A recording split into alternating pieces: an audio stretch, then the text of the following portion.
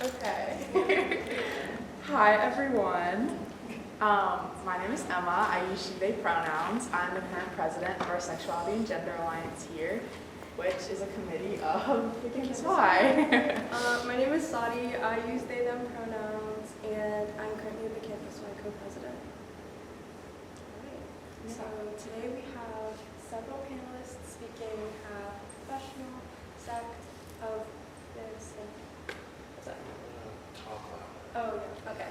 And we also have an academic sect of the symposium today. And so we're going to start now with our panelists. Would y'all like to introduce yourselves? Oh, okay. Yep. Sorry. My name is Addison Evans. My pronouns are they, them, theirs. I live in Durham, North Carolina, about 20 minutes, 15 miles, something like that from here. And I graduated in 2013 with a bachelor's in Women's and Gender Studies. And what else should I say about myself? What do you do? Oh, right. I am, my title is Senior Director of Data and Planning, or Planning and Data. I work for a Miami-based nonprofit called Engage Miami. And I basically do what is known as progressive data.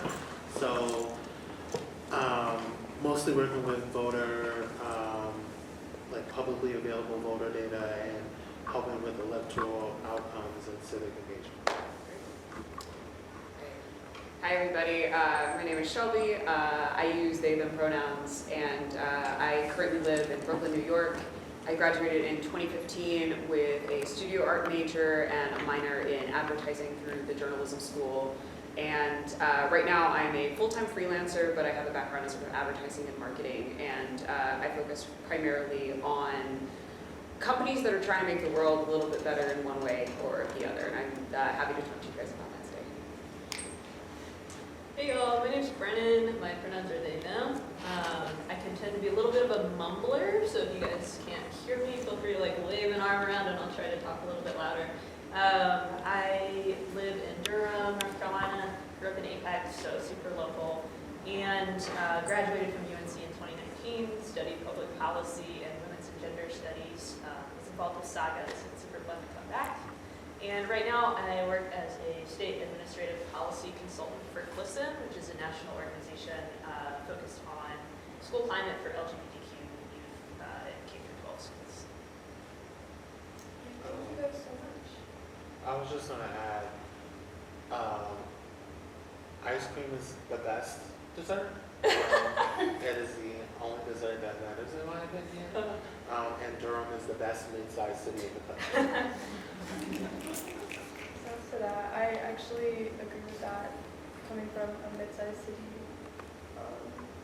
So, does anybody else want to show me the dessert? It's kind of like intense. Like, you might not convince the crowd for that. I say cheesecake. I know that can be divisive. It is divisive. Because some people are like, that's too much dairy, or like it's just one texture all the way through, but like, that's what makes it so good. When it's really good, it's really good. And you can make it vegan. Alright, I gotta say, mango sticky rice, if folks have had that. Oh, yeah. It never makes you feel bad, and it's delicious. Yeah, that's actually so good. Mango sticky rice and fun are my personal favorites. Today we have questions about navigating the workplace. We have questions about advocacy and liberation through our work and personal lives. And also resilience in the current moment, knowing about the policy legislation that's super anti-trans right now and anti-queer. And so we're going to start off with navigating workplace and questions about how your queer or trans identity has influenced your career path, professional choices, and what advice would you give to college students who are queer or trans and graduating and entering the workforce? I can kick us off since we talked about this a little bit yesterday. So some of the advice that I would give, in the 10 odd years since I have been out of UNC, you know, I've worked for companies big and small, and for me, one of the best sort of gifts that I gave myself was picking workplaces that considered my identity a benefit, rather than working for organizations where I felt like I was sort of swimming upstream at all times. It can't be overstated how amazing it is to be able to work with people that consider your choices, that consider your individual contributions as, you know, more than the sum of like just your gender. And it can be really hard, like if you are in an organization where you feel like you have to hide yourself. Like I worked for very, very large companies where I would be very cagey about my identity. I felt like I had to be cagey. I had to say, I would mention my partner, for example, because I didn't want to sort of open the floodgates. And so give yourself that gift. I mean, there are ways to find out, you know, whether an organization is going to accept you or not. A trick that I use when I'm interviewing at a new place is I will go on LinkedIn and find someone who's like not interviewing me, someone who's like not even in my department, but who has like their pronouns listed. And I will reach out to them and ask them like, hey, can I meet you for coffee, or hey, can I do a quick Zoom call? And because they're not part of my interviewing process, like they're gonna give it to me straight. Like they're not going to, you know, they're gonna not sugarcoat it. And so that's a really sneaky way to find out, like directly from the source, like whether or not a place is accepting. So that's some advice that I would give.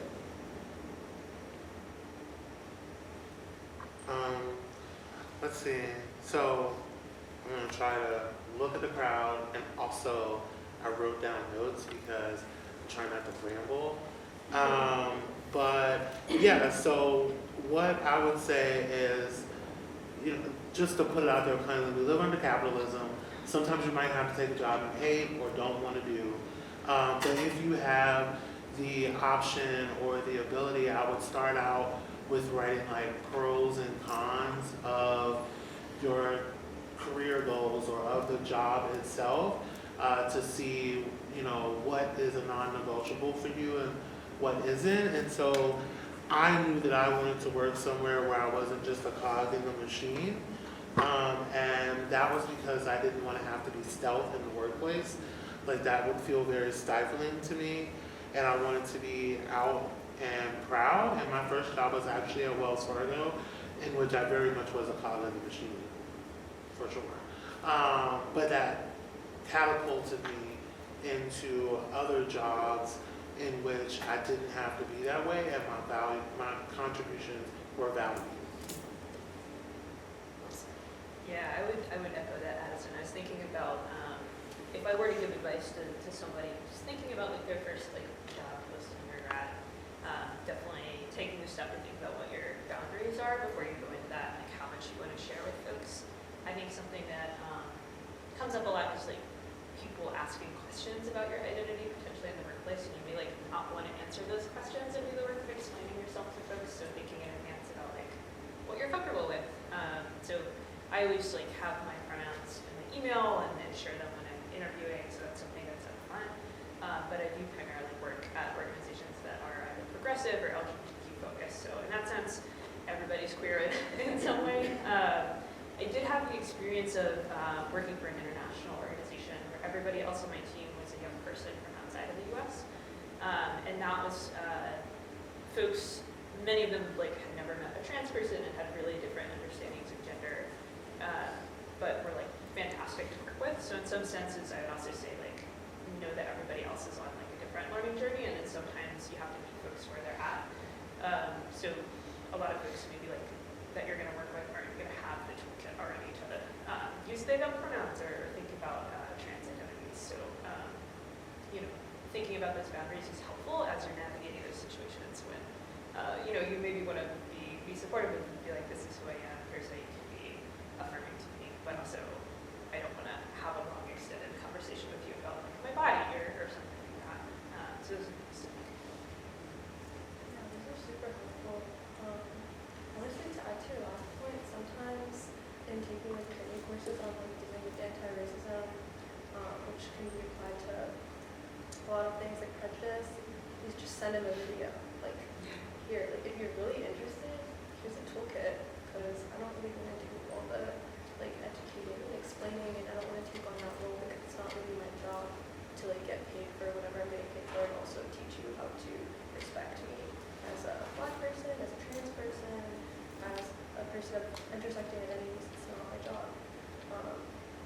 and keeping in mind that not everyone has the privilege of being exposed to trans people or rhetoric.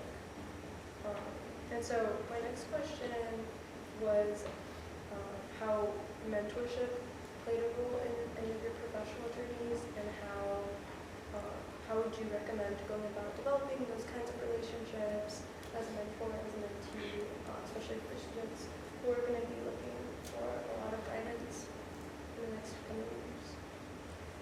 I'm happy to take that one first.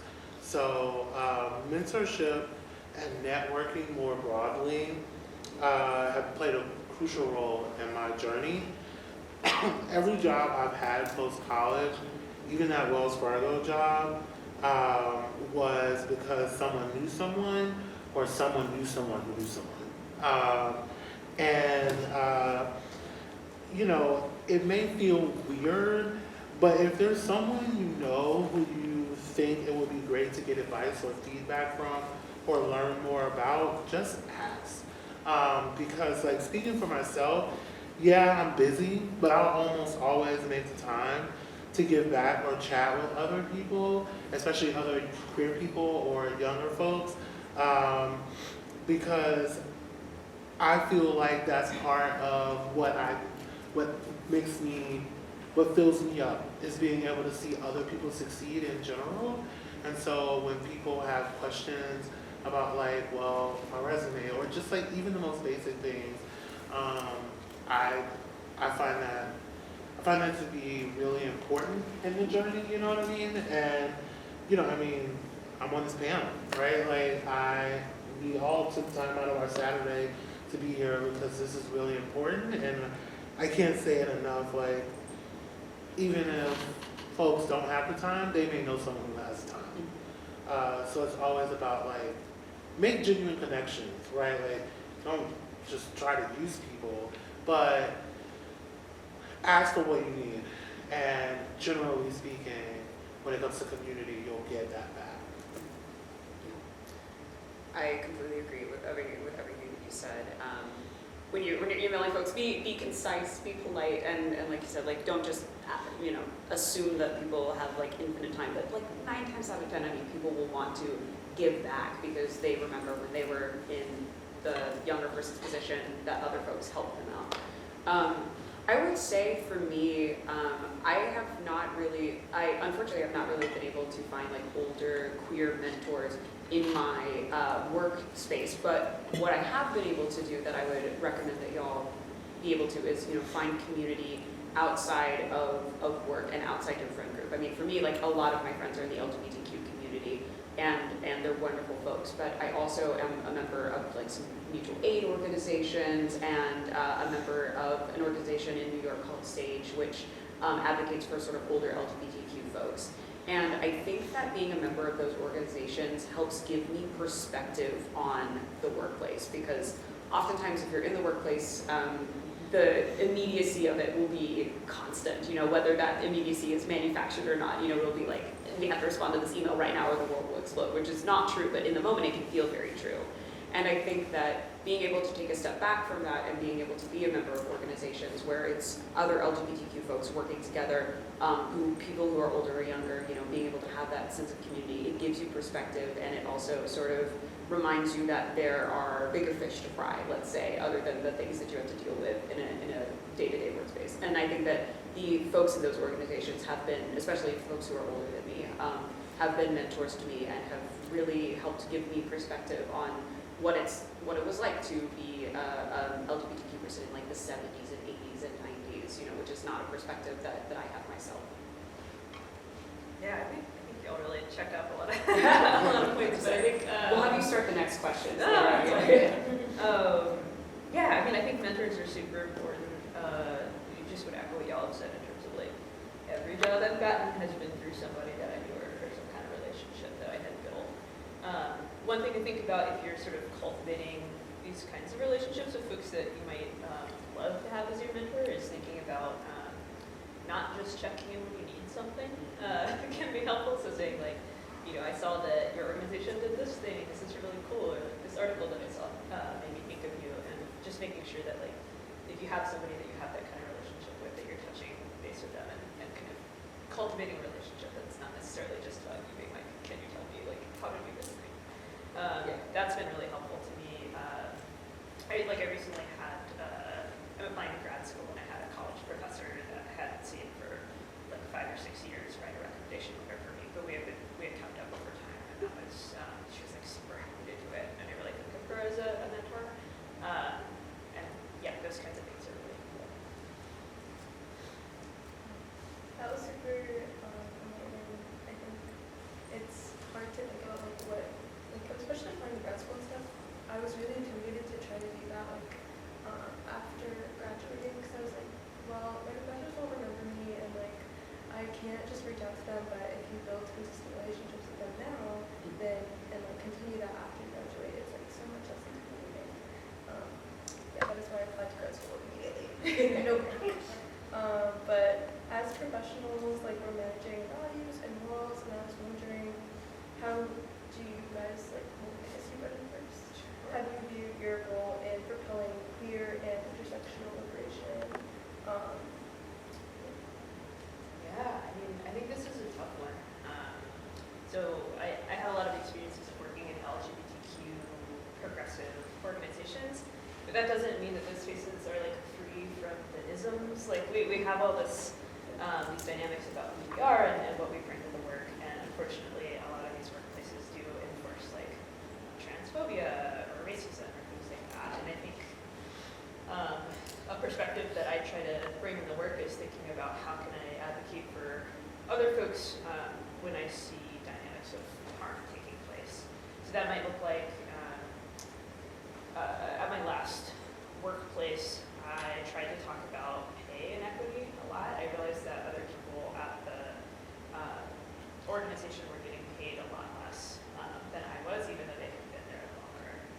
So talking about that and sort of pushing for folks to get paid more equitably, thinking about how our organization was like serving or talking about white folks differently from people of color. Yeah, and just like, you know, not being complicit, I think it's really important. And then also like, for me, I actually chose to leave my last job because of some of the structures and issues that I was seeing. So I think a big lesson for me out of that was like, when to say, you know, this is no longer serving me, this is no longer serving the folks that I'm with, and I need to leave out for something else. Tough lesson coming out of undergrad, but I think one that many folks have to deal with.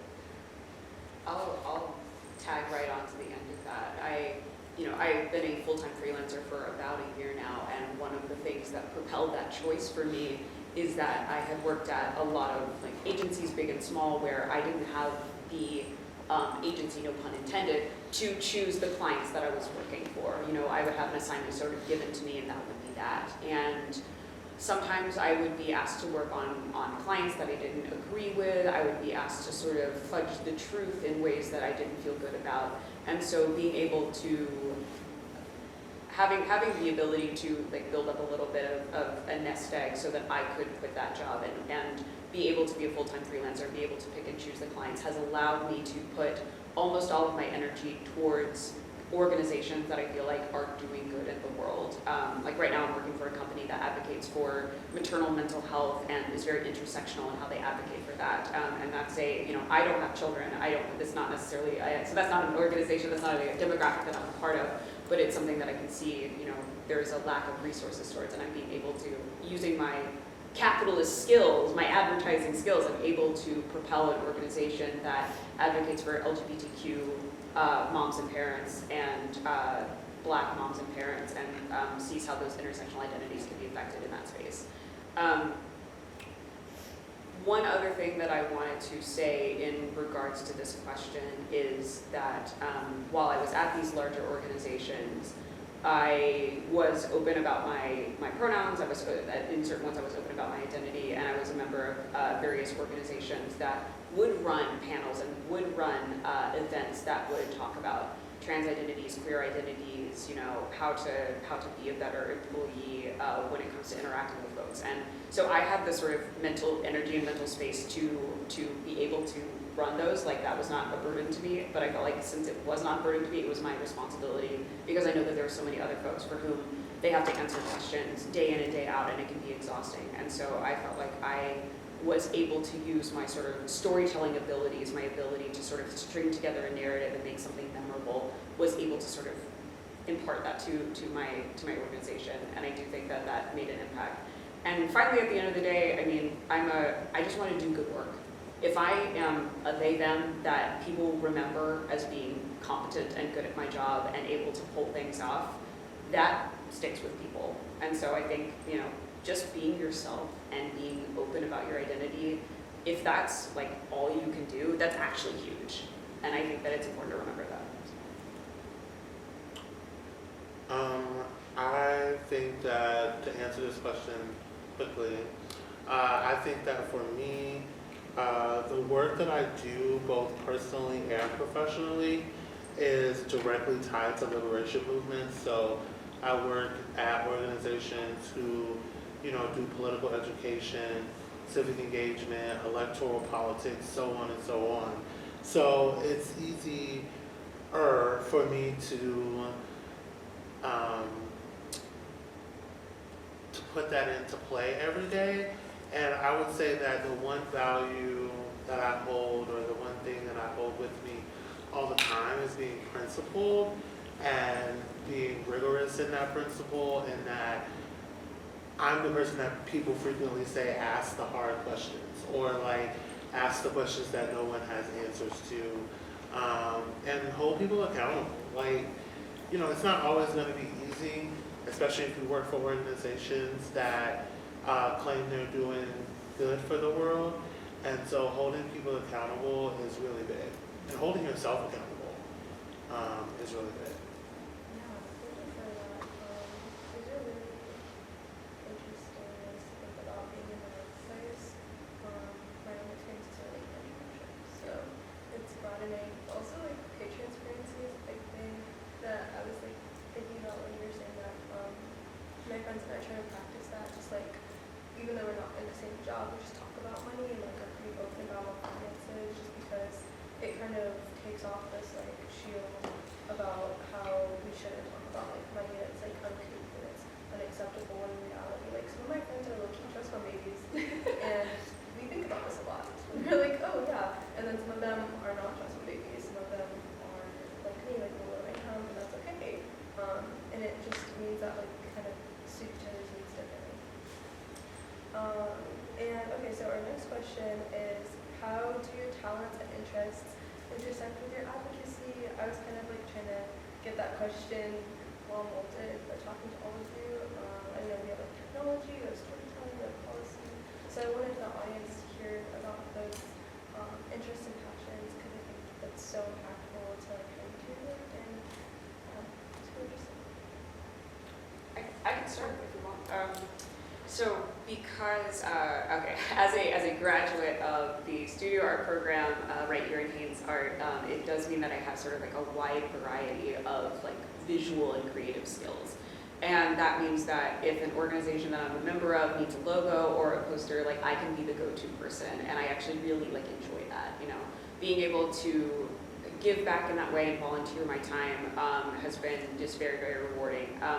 One of the organizations that I have done that for is actually the Carolina Pride Alum Network, which is the UNC LGBTQ alumni organization, of which I am the secretary. So being able to, you know, be a member of that and you know, create their visual identity and be able to sort of put together their toolkit so that they can be more visually appealing and let people know that they're running events and such is very, very, I don't know, rewarding to me.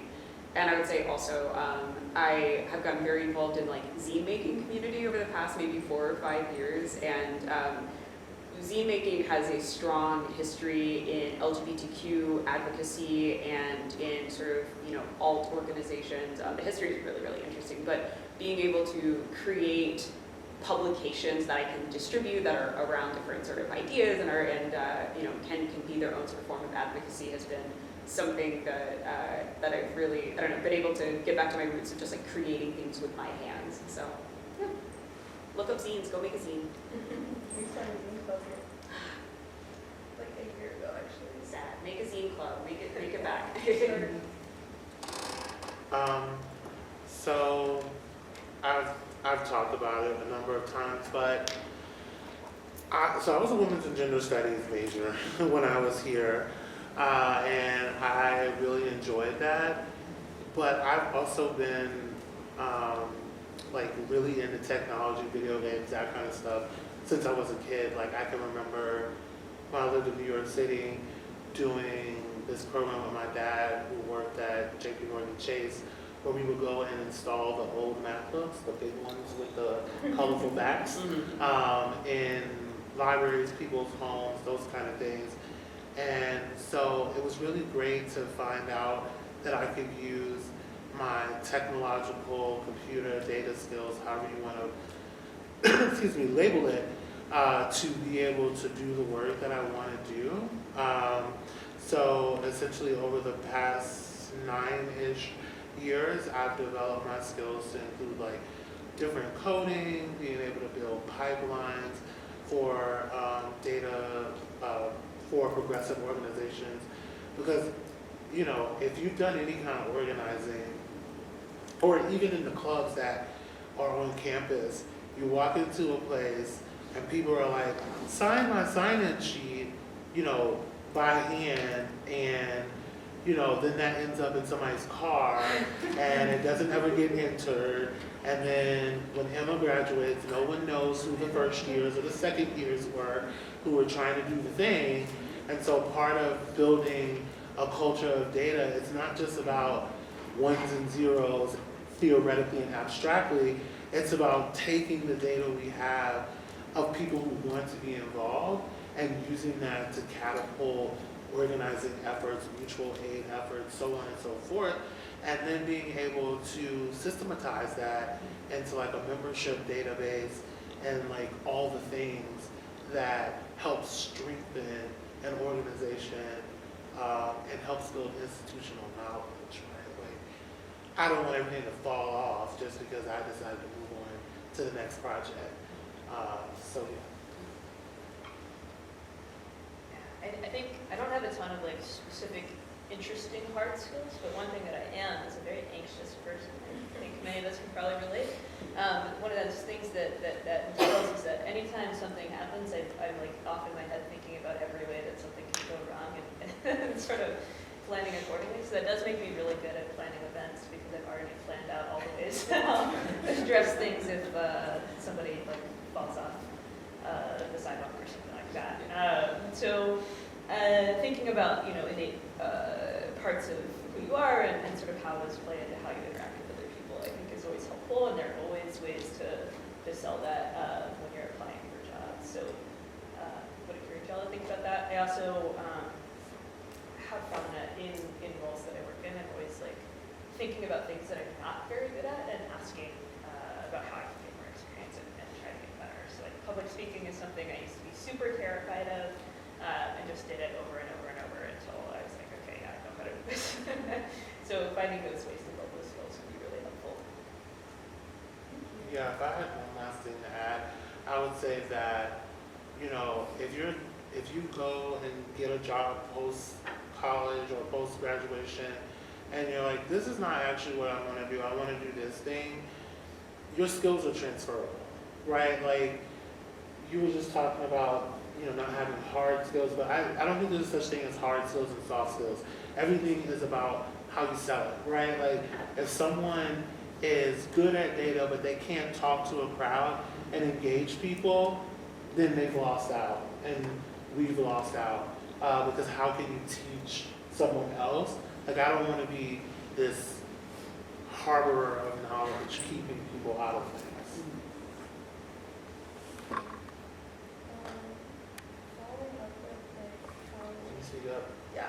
Following up with advocacy and liberation, I was wondering how you guys like navigate gender affirming healthcare in the workplace. I know you want to talk about this specifically, Addison, and I think it's super relevant. So, would you start? Yeah, sure.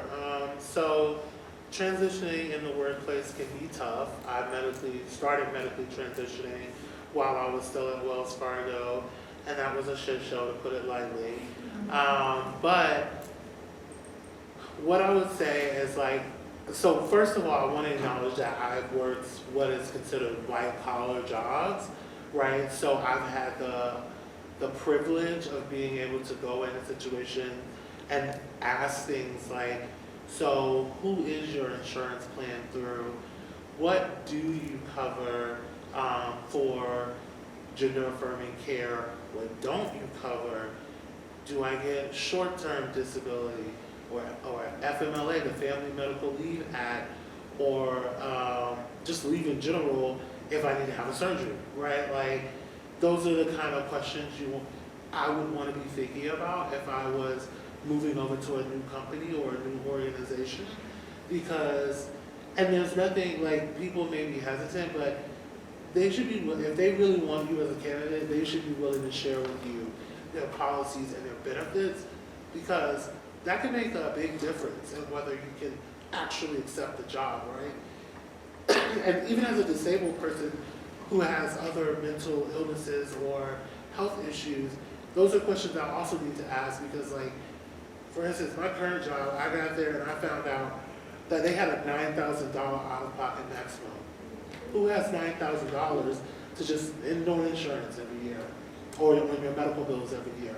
If I had that, probably wouldn't need insurance. But anyway, so it's like just being able to ask those questions, and you know, if you are working a blue collar job or you find yourself doing retail or anything like that, you know, if utilizing the marketplace while we still have it, and things like that, so and Medicaid, Medicare, Medicaid expansion, so that you can access the care you need and want. Because oftentimes I feel like everything is framed as like trans people need this, or trans people deserve this because they need it. But even if you don't necessarily feel like you need it and you just want it, that's okay too. Like, if you know there's a surgery you want that you're not like, if I don't get this, I'm not gonna die. Okay, so what? Like, live into the fact that cis people or whoever can go and get a nose job just because they want a nose job.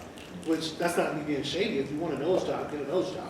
But like, don't let the dominant narrative hold you back from getting what you want and need. Yeah, I definitely agree with that. Ironically, I work at a cosmetic surgery clinic, and a lot of what we see is people asking for FMLAs, but their job doesn't actually give them those benefits because they need to be working for a certain amount of time, or they need to do like a certain amount of things first. And just to emphasize that last point, like, cis women are actually affirming their genders all the time. All the time. I want you guys to know that because I see it like every day. And I'm doing like little paperwork to like make sure that cis women can do their gender affirming healthcare. So it's actually really important to know like what jobs are gonna let you do, especially when it comes to short-term disability versus an FMLA too, because like those are very different forms and they kind of get you very different benefits. And so when you're going into the workplace and you're like asking all these questions, like it's important to know how much time you need to work there before you're actually able to reap those benefits as well. I don't have a ton to say on this topic, but I will say that going off of the idea of like advocating for yourself and knowing what your benefits are, and knowing, you know, it's not like you're not like a bad progressive to be smart about things. And by that I mean, you know, depending on like let's talk about like name changes, right? Like being strategic in when and where you change your name and change your pronouns in order to have the best outcome when you're like looking for a job. That doesn't make you like a bad person. That makes you smart. That makes you, you know, alive and doing, you know, being paid in order to keep going and keep, you know, fighting the good fight, essentially. So don't feel like you need to put all your cards on the table and be like completely open about everything all the time. or else you're like, oh yeah, the bad progressive. Like being strategic is okay, I would say. That might be controversial, but I think being strategic and being smart, it keeps you alive, it keeps you going, it lets you fight the good fight longer. I think like definitely like if I'm entering the workplace and I don't have any experience and my pronouns are they, them, and like I'm going up against somebody whose pronouns are she, her, it can be like very intimidating to do that. And so like even going into grad school right now, like I'm not really sure if I want people to call me Saudi because it seems like they would know too much about my gender, even though it's like not super obvious. My birth name is Sarah, and I'm like, should I just go in with Sarah and then like have people call me Saudi if I find them to be trustworthy, even though UNC is like not super trustworthy. But you know, just like those kinds of decisions, like being strategic about how you choose to reveal yourself, I definitely have been thinking about that a lot. Do we want to move on to the next questions? Sure. So, in the current moment, we know that there's a lot of fear-mongering, a lot of very scary rhetoric, and we wanted to kind of acknowledge that here because we know that there's things that we can advocate, and like I was wanting to ask, what can we do to advocate for ourselves and others during this time as professionals in your field? I know that you're doing a lot of policy and advocacy. Would you like to take this one?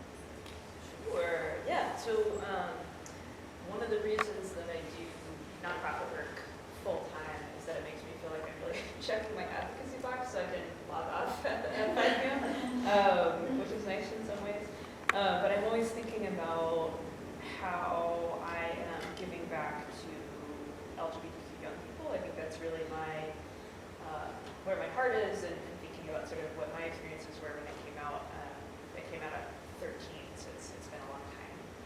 And in my work right now, one of my roles is reading all of the executive orders as they come out, which is pretty stressful, but one of the ways that, you know, I feel comfortable reading that information and then I can interpret it and sort of report back out to like kids and families about what it actually means for them, you know, how much of it is real versus like something that's going to get overturned. And being able to like be that person who is interpreting that information and sort of filtering some of that stuff in a way that makes it a little bit less scary and more affirming feels really important to me right now. And then I also do pretty regularly events where I'm volunteering to go out to high school QSAs, GSAs, and talking to their students, and that's one of my very favorite things that I do. So I think in this moment, both as a type of like self-care and giving back, I try to spend time around young people because they're so much more like hopeful and optimistic and energetic than a lot of people my age. So I think that that's something that you know, I feel like I can offer skills, and it also gives me a lot of energy to do the work that I do. So going off of that, let's talk about two sides of the coin. All right, one is taking the advocacy steps. I love that because I feel that very, very strongly. Like, given that some of my jobs, some of my day jobs, like are really like, you know, they're like, all right, I'm selling a thing. All right, so I can't really feel like all that great about it. But what I can do is use my skills towards other organizations. So being a member of like mutual aid organizations, like I mentioned earlier, being a part of SAGE, and being able to look at my day and say like, okay, I put some number of hours every day or every week towards this. It does make me feel like I'm making a difference, and that goes a long way in the wake of just everything that's going on to say like, all right, I've done my piece. I've kept going, and I haven't been overwhelmed by sadness. I'm able to like give back in some way, and I think that that's important. That makes me feel good. The other side of it also though is taking care of yourself. I think that when you think about the workplace, what is not talked about a lot is what happens like after you clock out.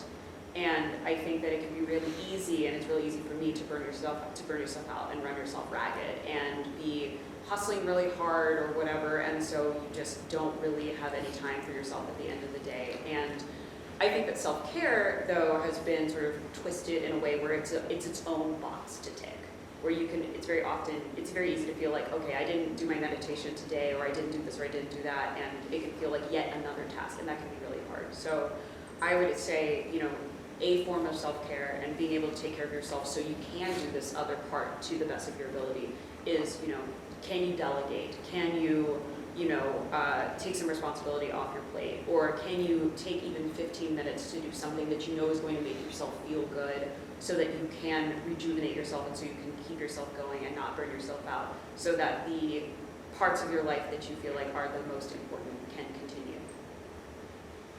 And that is actually great because it segues into what I was. We did a perfect segue. It's a segue, Yeah. which is show up for one another, right?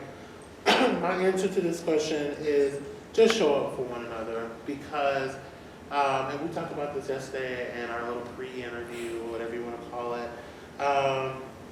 To put it frank, I may not like every single person in my broader community, how I define that, but that's okay, because I'm also not going to sit idly by while someone harms someone else in the community, or during state-induced violence, right? Like, showing up for one another is more than just like your cliques or whatever. It's about showing up for everyone in the community, and when we do that, it allows us to tap in and tap out so that we don't get burned out, and it lessens the burden of one person feeling like they have to do it all or save the world, because the reality is not to be cheesy, Rome wasn't built in a day by one person, So it takes us all. Yeah. I've heard the metaphor of a choir. You have a big choir, folks, so that when someone takes a breath, the choir continues, the song continues.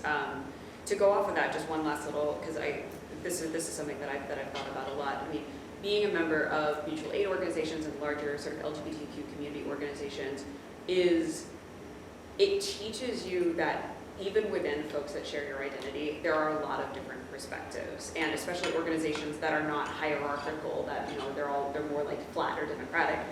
That means no one's the boss, all right? So you have to just sort of figure it out together, and it can be challenging, but it teaches you how to meet other people where they're at, and it teaches you how to not cannibalize each other, because infighting is terrible, and you can't go forward if you have that infighting. So treating other people with empathy and giving people the benefit of the doubt is one of the most valuable lessons that being a member of those organizations has taught me.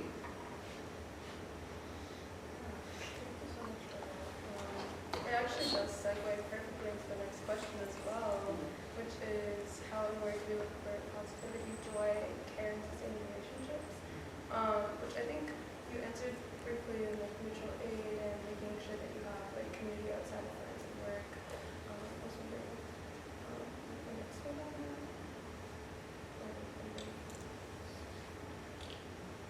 that? You want to go? Well, sorry, I said you want to take. Sure. I can Okay. expand. I can yap more. I would say that I do get a lot of joy and a lot of comfort from my friends, many of which are in the LGBTQ community and have different identities sort of within that. And being able to do things that are just like fun at the end of the day. Like, I don't know, we did karaoke this last weekend. There was no, broader goal to that. But being able to just be ourselves and be joyful and be amongst people that they don't care what you wear, they don't care, it's just a space of pure acceptance where you can like let your hair down, I think is so valuable when you have it, and it's hard when you don't have it. And so, if possible, find folks that are your like chosen family. Again, I think chosen, it's a great phrase. Maybe it's overused now, but I think it's actually so important, because I don't know. My folks are from Alabama. They don't understand me. They're never gonna understand me. They love me, but they're never gonna get there, and that has to be okay. So I need to be able to get that sense of community and that sense of joy and that sense of sharing from the folks around me. And I've been very blessed to have found that in my little group of folks in Bushwick, Brooklyn. So question that you say Bushwick specifically, because I'm not even from Brooklyn, and I see so much about how there's gay people in Bushwick. I can confirm there are gay people in Bushwick.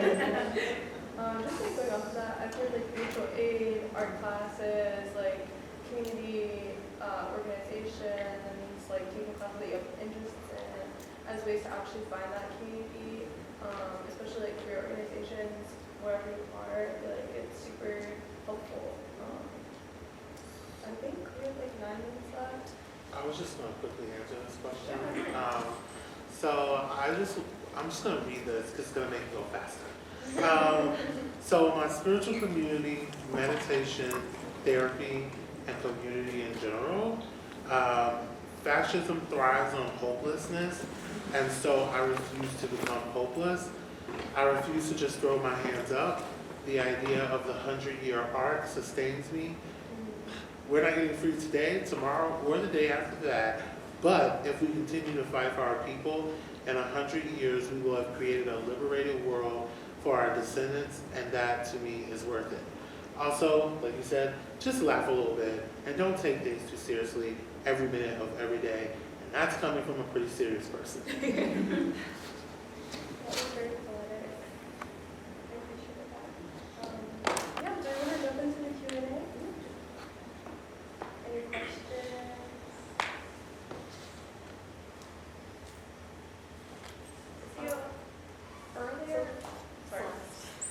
Earlier on at the beginning of the talk, you guys were talking about kind of workplace environments and figuring out where is a good fit and a safe fit for your work. And I was wondering like what the line is between trying to change a bad workplace and leaving a bad workplace. Like how much effort do you put into changing it so it gets better versus protecting your peace and finding something else? So as someone who left a toxic ass job last year, but then the next job was even more toxic. But so it's like the devil you know and the devil you don't know. But I would say that is something you have to, this is such a non-answer, that is something you have to determine for yourself. Like how much effort are you willing to put in? Like for me, because I had been at that previous organization for 7 years, I was like, I'm gonna continue to try to fight to revive what I think was a positive place at one point. And then once I realized that like I was complaining every day, all of my friends were like, you have to get the fuck out. And like the people around me were starting to notice my mood shifting and the way that I show up outside of work shifting. And that's when I knew that it was time to go. Because sometimes you're just not gonna be able to change it. And in a very real sense, it means that they don't deserve you, and that you can put that energy towards a place where your efforts are going to be more fruitful. I've done the same thing. I mean, it is a case-by-case basis, and I would say it is more challenging coming in as like a junior or an intern or an entry-level person in an organization, especially if it's a very, very big organization. Your ability to influence things as sort of an entry-level person is limited. But that means that if you are in a job where maybe it's like a little bit smaller, that energy that you were talking about earlier, that like youthful, passion can actually like really, really influence things. So you have to protect yourself, and Rome wasn't built in a day, so it is just like a case-by-case basis. But yes, if your friends are telling you like all you do is talk about work and how much it sucks, like you can get out. It's okay. Yeah, I'm pro quitting your job personally, but yeah, I think it's really about how do you feel on a day-to-day basis outside of work. That's also a lot about what your sort of gut response. I think we have time for, I'm just going to be a moderator for a second. Yeah. I think we have time for like one, maybe two more questions. So if there's something that's been on your heart, now is the time to get it. I'm just kidding.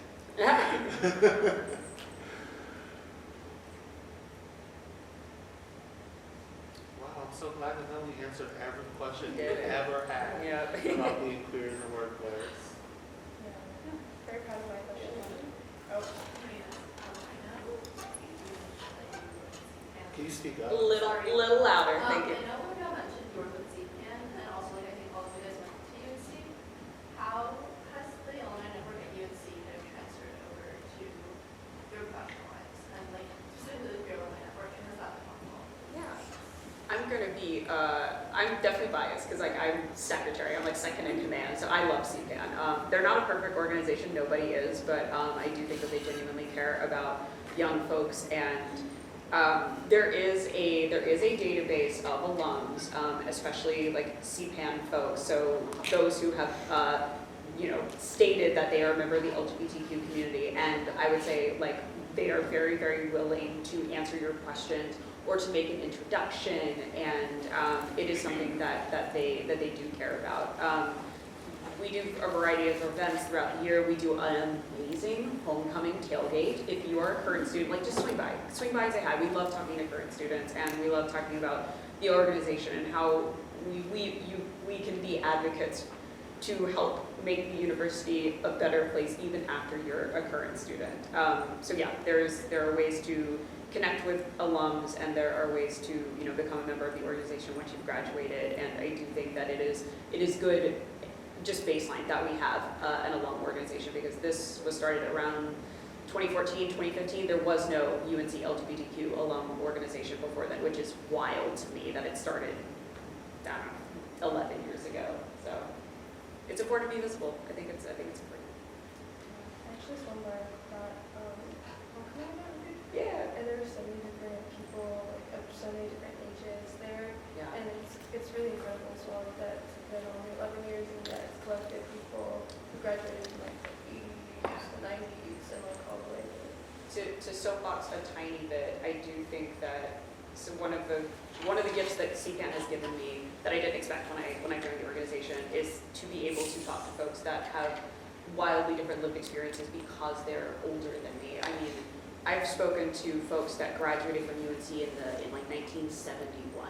That's so different. I mean, who have gone, and then those folks who have like survived the AIDS crisis. I think that they talk to older LGBTQ folks. I think it's hard to do because I think that it's very easy to like only talk to folks your own age just because of various reasons. But if you are able to get in touch with or be a member of an organization where you can talk to folks that have those different experiences, it will give you perspective, and it will also, for me, gave me a sense of peace, because I think that we're up against some really scary things right now. And being able to talk to folks that have fought their own dragons and survived and thrived, it just gives me a lot of hope.